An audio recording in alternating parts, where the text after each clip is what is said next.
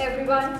Today I, Sara Gehlot, And I, Vanshika Gautam, are going to present our model on title Mobility Blitzkrieg.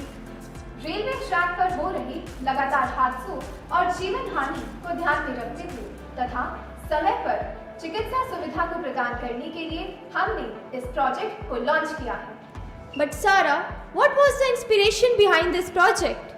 Our model is inspired by the latest Indian railway project called Kavach, which is designed by RDSO, Research Design and Standard Organizations, and it works on the principle of train collision avoidance system. But how does your model actually work? Let me show you. This model consists of a simple circuit comprising of a relay module and an infrared sensor as the two main components.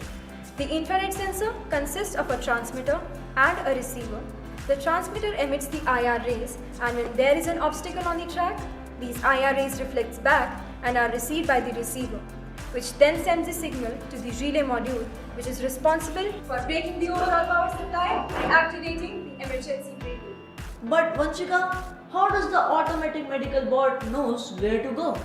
In densely populated and highly congested areas, tunnels offer a safe, accessible and innovative solution for hospital-to-hospital transfer, ensuring timely medical aid.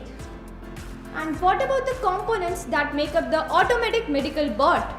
The automatic bot features a Bluetooth chip module for UHF communication, motor driver shield for mobility and direction, resistors and transistors to transmit the resistance and control the flow of current, and a rechargeable lithium-ion battery.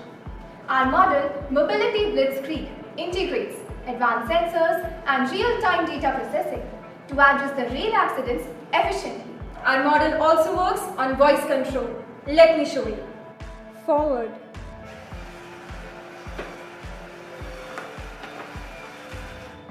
A very big thanks to Banasthali's future scientists.